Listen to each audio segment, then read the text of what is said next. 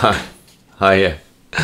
It's slight technical issues. Thank you very, very much for waiting. Today I'm going to be mostly focusing on A-level stuff, but I thought I'd do a bit of a kind of useful for everybody, what to focus on. You've only got about 1 month to go before those exams, so it's getting pretty real. I know that. So just let me know.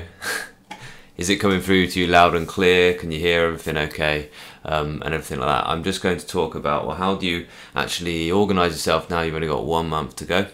And later on I'm going to come back with some A-level physics, and this is a request from yesterday. Somebody asked for some mechanics and some like materials stuff, so I'm going to go through an AS set of papers. So 2 AS papers come in this afternoon for you. I think that'd be really, really useful. If you're a GCSE student, then stick around for this first little live feed. I'm just going to talk about some general things, but then there are some suggested videos in the description and in the comments, so I suggest that's really for you. I'm going to just flick across into a different view now, and I'm going to talk to this camera. So yeah, this was the camera that was giving me a bit of grief. Because stupidly I decided to turn it off and try and play with the settings just before I was going to go live. But yeah, let me know, can you hear me loud and clear? Hopefully you can. Let me know if there's any issues. And let's talk about how to do this then, you know, because somebody said yesterday, well, all right, I've got 11 subjects and I have to revise for them all. How on earth do I revise for all of those subjects at once? Well, the answer is that you can't. So you have to prioritise. You really do have to prioritise. Even if you're an AS student, then you're going to have to prioritise. If you're an A-level student, you're going to have to prioritise even within those like 3 subjects that you do. And the way to do that, I think, is to really get something that can go through all of the specification and decide on your priorities and just sort of knock them off one by one. And what I was talking about yesterday, and the reason why you should be straight on it, and I hope you are, you know, I hope you're getting yourself ready for a nice day of revision now. Hope you're looking forward to a good day of hard work. If you just start with your hardest bits, then by the end of the Easter holiday, you'll be working on the bits that you find kind of easier anyway. And you'll start to gain in confidence, and then you'll think, you know what, actually I can give myself a bit of a break, and then get yourself into that mindset for this last little push. Really, that's all it is when you get back. And I promise you, once you start sort of finishing subjects, once you start, you know, being able to forget topics, you'll start to find it less and less stressful. So look forward to that. Look forward to the holidays that are coming up right now. So in the videos that I put in descriptions, there are some kind of study tips as well. I'm going to talk to them just at the end. Just at the end I'm going to talk about those, and I'll also have a little look into the chat. I can see there's 1 or 2 people asking questions already in the chat, which is great.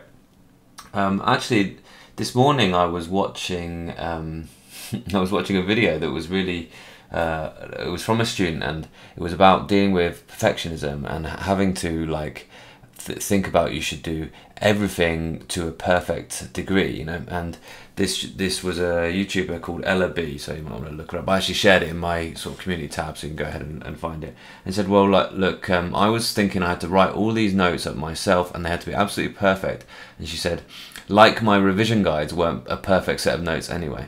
So if you've got the revision guides, you've got a perfect set of notes, so now's the time to be using them rather than going ahead and thinking that you have to make your own.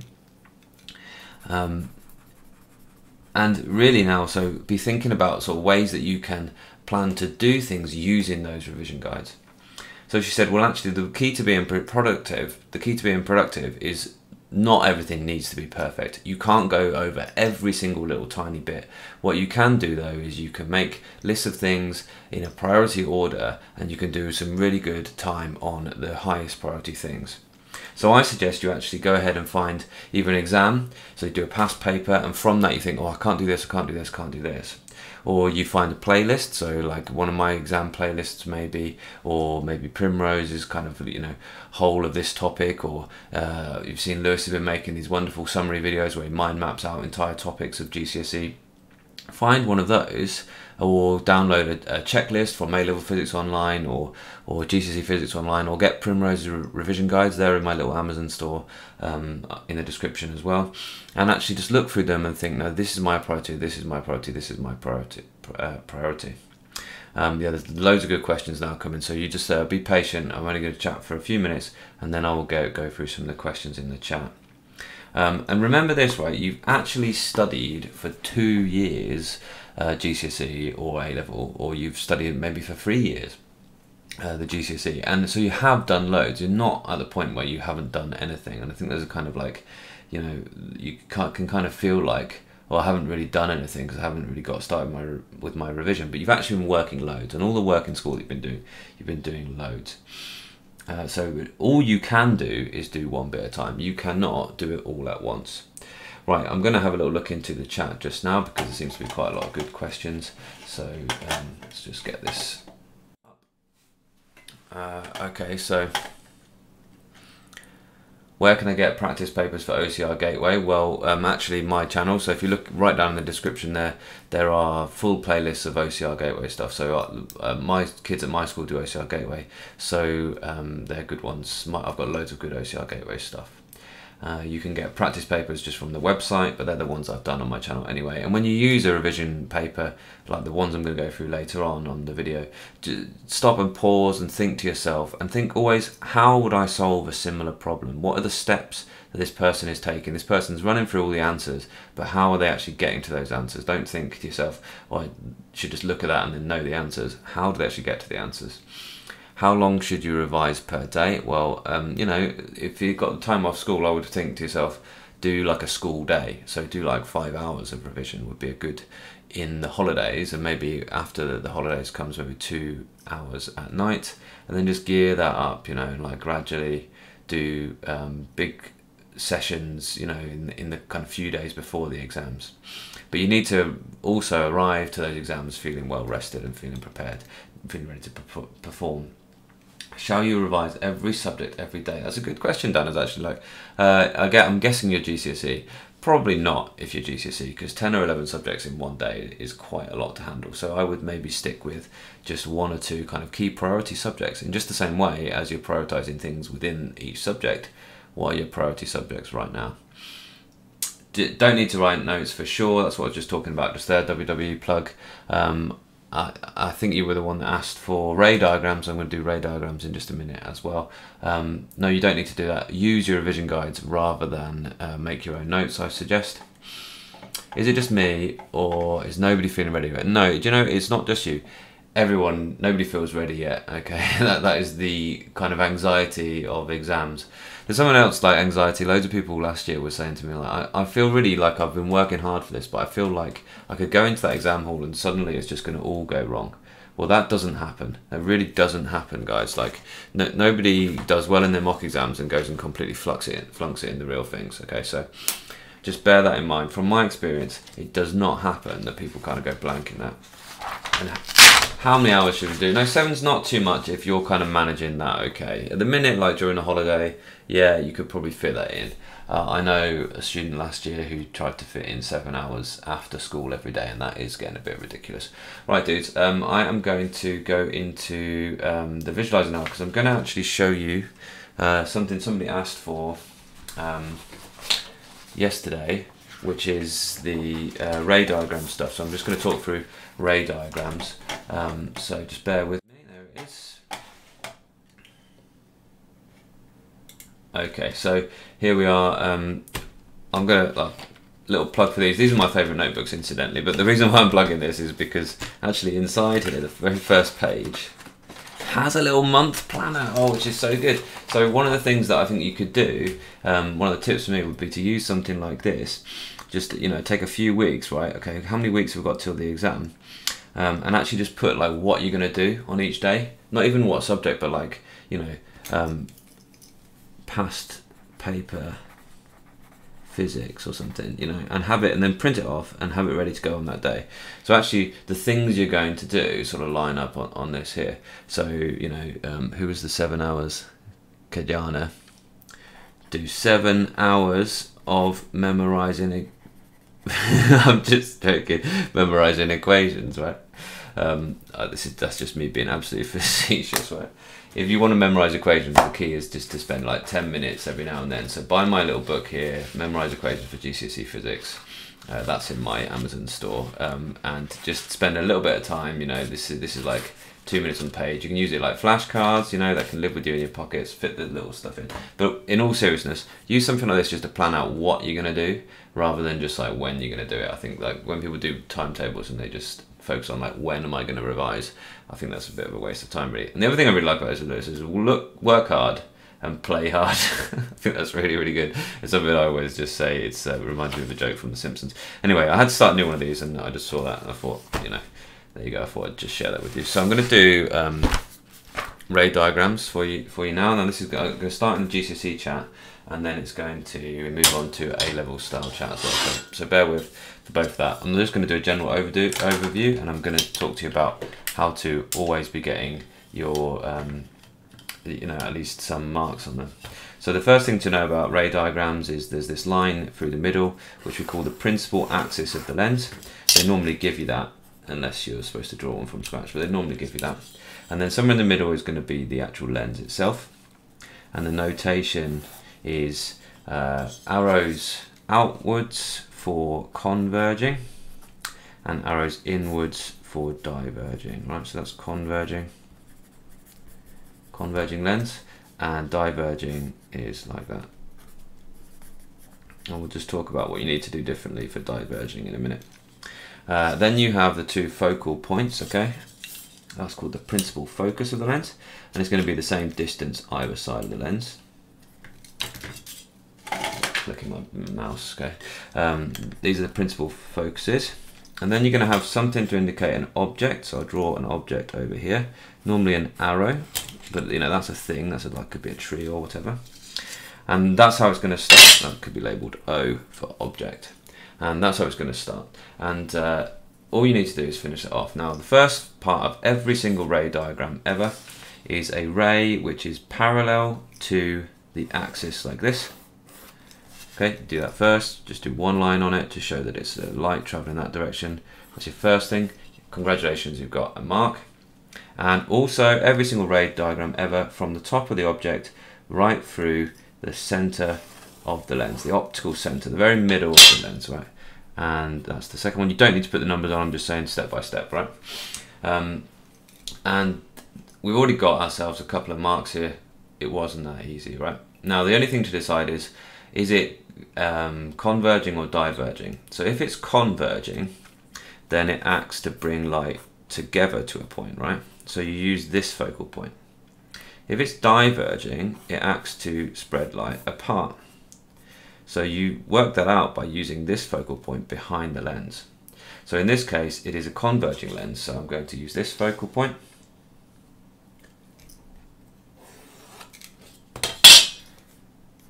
And so this light gets refracted through this focal point to this point here. So now my image is formed where the lines cross. Well, that's not where the image is, that's where this top of the object, well, this is where the top of the image is. So the point of the arrow. So that is my image there, and that is the last mark. Now, this image is real, it's inverted, and I can measure its height. It's 1.7 or something, and that's 2.5. So 1.7 over 2.5 is the magnification. 1.7 over 2.5 is times 0.68 magnified. So it's diminished, we could say. Now it's real because it's formed by real rays, and it's on this far side of the image there. It's inverted because it's upside down, and it's diminished because the image is smaller than the object. Now the other way to test out whether it's real or virtual is, imagine if I put a screen there, I'd get that image produced on the screen. So that it means it's real. Now if I just really quickly do what would happen for a diverging lens, axis, diverging lens, object, focal points, same line, but this time the light would go out this way. Okay, so where would they cross? Well, they'd actually cross here, in this space here. So the image is just here. That is upright, and it is also diminished, it's smaller than the real thing, and it could work out the magnification as well, image height over object height, but it's virtual. And why is it virtual? Because if I was to put a screen there, I would not get that image produced on it. Okay, it's just that we interpret these two rays of light, this one, and all the other rays of light that we haven't drawn, these two rays of light as coming from that point. So that's where the image appears to be from.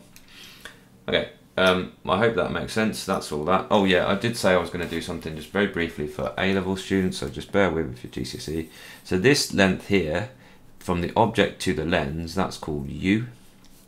This length here from the lens to the image is V. And this length, the actual focal length of the lens, is F. That's the focal length. We can express this as the thin lens equation, which is 1 over F equals 1 over U plus 1 over V. So we can actually work these things out. Now magnification in GCSE we know is image height over object height, HI over HO. But it's also V over U in A-level as well. It's also this length over this length. So we can actually do some interesting working out using this expression as well. And lastly, and I think this is in some GCSEs as well, power is 1 over the focal length, and the power of lens is given in diopters. Now, with a converging lens, then it's a positive power because it's a positive focal length to use this one. With a diverging lens, it's a negative power because it's a negative focal length. We use the first axis there. Was that useful? Okay, so I'm going to leave that there. I'll have a quick look again at the chat, and then I've just got a couple of revision tips, and then I'm going to say see you later and hope that you'll come back later on. Oh no, chat is the one we wanted, wasn't it? So questions. Yes, another motivation live feed. Come on, T, we can do this. We can bang these things. Yeah. I'm going to talk about a couple of revision tips for you to try out maybe next as well. Barely any past papers. Yeah, there aren't any past papers, but Kajana, if you're thinking about needing to do extra papers, real papers, then look at different specifications. Do the specimen papers for all the different GCSE specifications because they're close enough to be really, really relevant. And if you're AQA and you watched my my papers yesterday, did it all seem relevant to you as well? Let Kajana know, because the new 9:1 specifications are so similar because the government took a lot of control over these things. Is 55 out of 90 bad for chemistry? No, it's banging. I think probably that comes to a high 7 or an 8, maybe even a high 8. So that's really, really good. Will it happen in the real exam? Yeah, you will. You know, I've said that. So people who do well in the mock exams tend to do well in the real exam. You tend to get something similar to what you got in your kind of second mock in the real exam. So keep going. And there's still time to make 1 grade of progress probably if you did do that. Motion and momentum. There's some Fluffy. Are you A-level or GCSE? Because there's some momentum questions. There's one momentum question coming up later on, so you can have a little look at that. Do you want me to just quickly talk about momentum? Hands up for momentum. I'll do that really quickly. Yeah, and that's how can it focus on all subjects? So if you've got a list of your priorities, T, then you can then do one bit at a time. So like literally use a checklist or write out a list of the things from least confident to most confident, and start with the least confident, and then just do 1 chemistry, 1 physics, 1 maths, whatever your 3 A-levels are. All right, so just do 1 of the least confident at a time. Computing and history is hard. Hands up for momentum. Camille wants momentum. T wants momentum. Okay, I'll talk about momentum briefly then. Any others?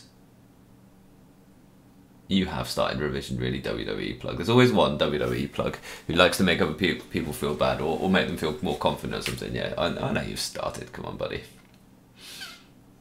All right, people a bit scared. Right, so let me just talk about the 2 kind of ideas for revision that I have for you. Just to like mix it up for yourself and think to yourself, okay, I've got, I'll do my revision all in the same kind of way, and I want a bit of a change, right? So one is called the Feynman technique. Now I've got a longer video about that in the description and the comments as well. But basically the Feynman technique is explain something out loud. And if you struggle, if you're like and you pause and you can't really put it into simplistic language, you probably don't know it really well. You probably don't understand it really well. So Feynman said, you don't understand something if you can't explain it simply. So, you know, me going through stuff like that I've just done, you know, hopefully you get the idea that I understand it pretty well because I've got a kind of fluent explanation of it. But it's actually really quite hard, and it forces you to think about it really, really carefully. So actually explaining something to the wall or explaining something to your own video camera on your phone or something like that is a really good way to sort of put yourself in a bit of a pressure situation, to put it all into words and everything like that. So I suggest something you're trying to understand, some explanation you're trying to memorize, then that is a really good technique to do. You can try and explain it to your parents or something like that. It's really good as well. Or you can just try and explain it to your, let's say, your camera or your wall. It will check. You'll realize straight away, oh, you do or do not get this stuff. And then the next one is Ebbinghaus system. And Ebbinghaus system is that kind of curve that your teacher probably shown you where like you basically, you forget stuff really, really quickly. But if you revise it in little bits, you bring yourself back up quite quickly to that kind of fullness of remembering. But it's also, the system is you take something complicated, you take something full, and you make notes in a kind of smaller, more concise way, and then you reduce those down again to just maybe a few key points, and then you maybe reduce those down to just a few key words. And every time you revise, you're actually thinking back to the previous document that you made. So there's not much time to do it now, but I suggest if you kind of take your revision guide and try and reduce one or two of the pages down to just kind of a few sentences, and then in a week's time you come back to those few sentences and you try and reduce those down into single words. And you can refer back to the bigger revision guide and have a little check of it, but you're just going over, and hopefully it's going to go more and more deeper into your memory. Okay, so that's all of that. People have asked for momentum, so let's jump into the visualizer. I can't do all of momentum all of motion in a one, but I can just do some basic momentum stuff if you like. I think where people struggle with momentum is they struggle with the idea, you know, what is it? Right, momentum is like how hard something is to stop. So something with more momentum is more difficult to stop. And it's defined as the product of mass and velocity. So P is the thing we use for momentum, the symbol we use for momentum. Mass and velocity is the product of mass and velocity. And because of that, it's got to be vector, because velocity is a vector, so it has size and direction. Now, people don't struggle with actually calculating something. Okay, so let's say 5 kilograms moving at, I don't know, 3 meters per second. People have no problem with that. Okay, that's going to be 15 kilograms meters per second. I've used the A-level notation there. That's meters per second. Okay, fine. Now, there's no issues with that. Okay, and something with more momentum would be harder to stop than something with less momentum. But where people find they have issues is when the two or more things collide, right?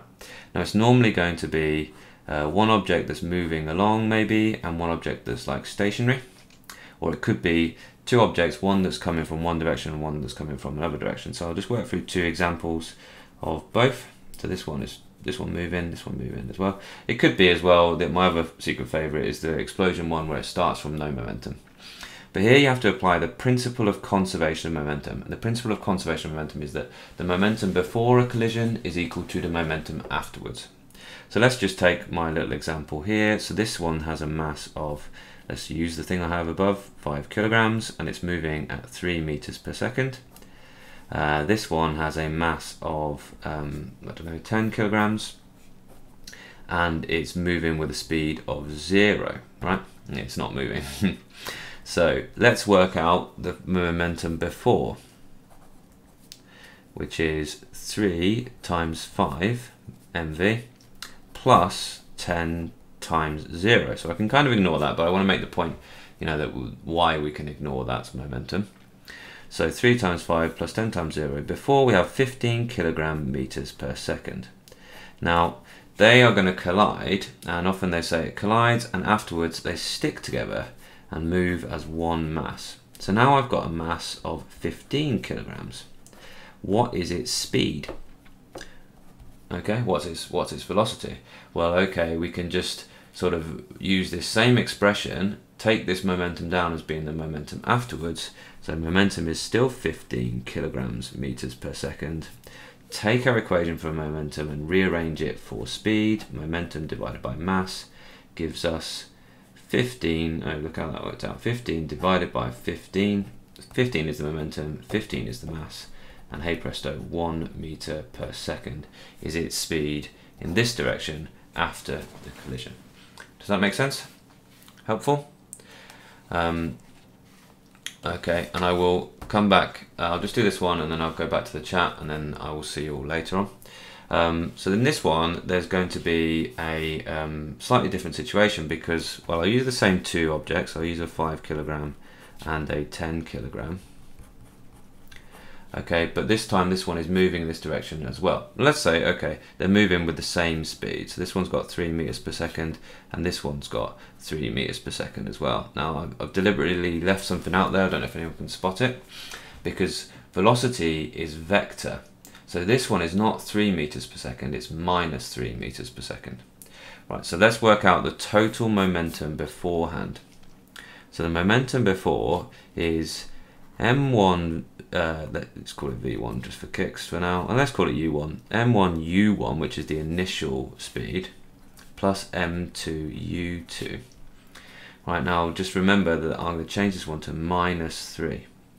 So the momentum before is 5 times 3 plus 10 times minus 3. Now I can do all that in the calculator because otherwise my brain starts hurting. 5 times 3 plus 10 times minus 3 gives me, oh look, minus 15. It means that overall in this collision, the momentum is in this direction, the negative direction. And we tend to say this is the positive direction because we read left to right in this country. So kilogram meters per second. So minus 15 kilogram meters per second. Now they're going to move as one mass. Again, yep. And now the mass is 15 kilograms. What is its speed now? Well, exactly the same situation, but this time in this direction. So speed is momentum over mass, which is minus 15 over 15. The speed is now minus 1 meter per second. Does that make sense? I hope it does. Look, to really just sum it up, there's always going to be this situation. There's always going to be marks available for being able to calculate momentum before, making that equal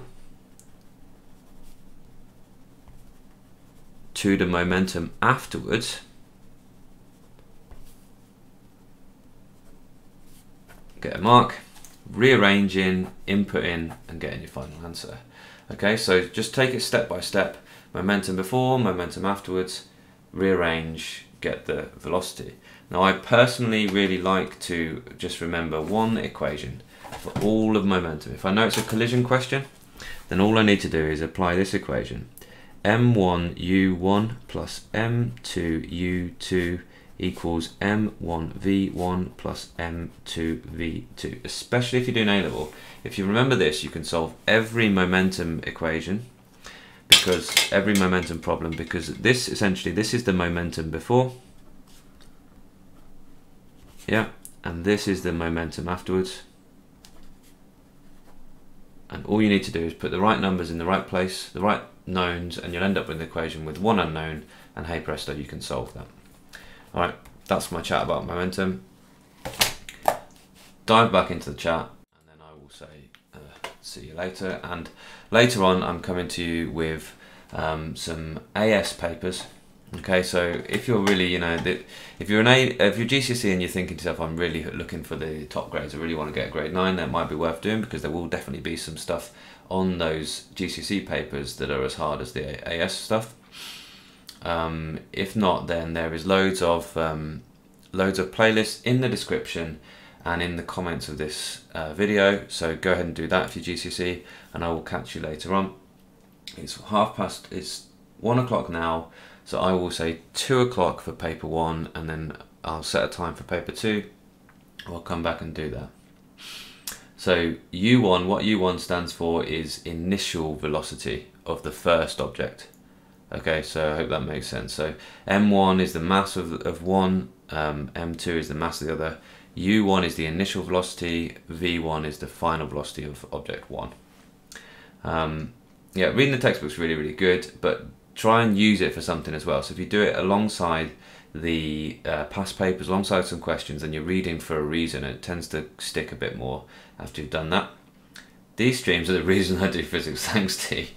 Alright, Vlad is glad you really appreciate these streams. That's really good of you to say that. Can I ask then that you share it somehow? So I don't know, if you've got a group chat, if you're maybe on Bets's Boys or something like that group chat, then you can share it out with everyone, let them know that I'm doing some AS streams today to help you out, because I don't know, some people might have AS mock exams when they get straight back to school after the half term, after Easter.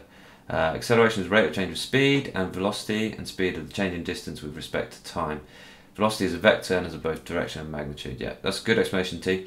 So acceleration is rate of change of velocity. It's a good way to remember it, because velocity is speed and direction. So if direction's changing, it can still be accelerating. Speed is just in any given direction. It doesn't matter the direction for that. So yeah, definitely velocity is a vector and speed is scalar. Great answer there, T. Thanks a lot for doing that. Can you please do a comprehensive live stream video where you explain measuring distance to stars and galaxies in cosmology in general? I did that all last year. I will certainly add it to my one thing. I'm not going to be here for the next 2 days, but I'll do a live stream. I'm not doing exam papers, but I will do a live stream on Friday. So if there's things for that, I can do what we call the cosmic distance ladder, if you like, on Friday. I have got some notes already for things to do on Friday, so I'll add that on there. Cosmic distance ladder. That sounds interesting, doesn't it? That's like trigonometric parallax and all that jazz on Friday, if you like. I'll see you then. T. What's happening at 2? Everything of paper 1 is going to be an Edexcel AS paper 1, and then no, it's going to be A level, and then later on I'm going to do Edexcel A level, AS level paper 2. So it's if you're a full A level student, then check in for those, please, because loads of full A level students really forget to spend the time revising their AS subjects. So jump in on that lane. I will see you later on as well, I'm sure. It's not for GCSE, but you could check out the stuff I did yesterday if you didn't watch all that. That's all really easy to find. You could check out any of the links that I've put down there for revision tips, like strategies and things like that, or any of my kind of GCSE other GCSE exam playlists I've got. Just go ahead, have a little look onto my channel, and the links in the descriptions. There's loads for you to do, GCSE students. It's absolutely awesome. Right, let's do this. What's the hardest A-level science? As if you have to ask that WWE plug, you know it's physics, okay? My head of science believes it's chemistry, but he's wrong. I think that's all for now, dudes. AQA from Swindon, thanks, dude. Yeah, share out these streams if you appreciate them. Other people might appreciate them as well. I find it really annoying for other people when they say to me a few days before an exam, they say, oh, I wish I'd found your channel earlier. Well, okay, the more you can share it out, the more kind of views I can get, the more I help people, which is really, really nice to do. And I'm really trying to help people get the highest grade, so that's the most important thing for me. OCR Physics Triple, yeah, I will do OCR Physics Triple at some point, Kajana, but not today and probably not this week. Synoptic A-level physics questions. Yeah, like basically the paper 3 Edexcel is the synoptic one. Everything for paper 1, yeah, you know I'll do that type of thing, Kajana, so just be patient for that stuff. I will definitely do full GCSEs, everything for GCSEs for you guys. I'm going to go now. Catch you later on. 2 o'clock will be a full AS paper, and then later on I'll do AS paper 2. So I'll see you then.